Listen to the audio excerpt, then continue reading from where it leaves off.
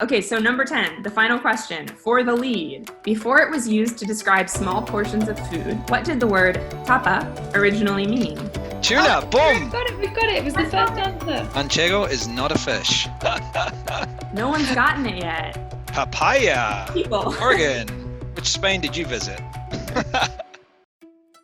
Yeah, hi everybody, I'm Melissa. I'm going to be one of the tapas gurus today, one of the people leading you through the challenges. Hola from Spain. How is everybody? I'm James, or Judge Judy to you.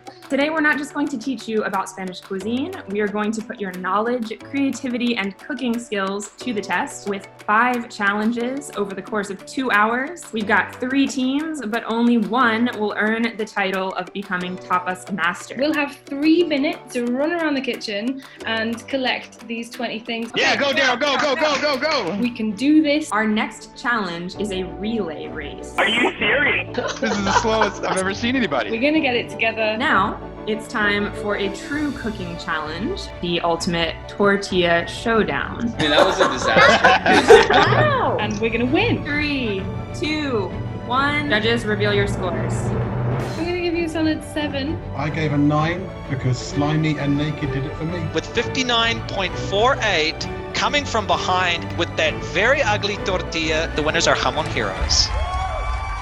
Cheers, everybody. Thanks for the time today. If I were you, I would get in quickly. This amazing opportunity is once in a lifetime.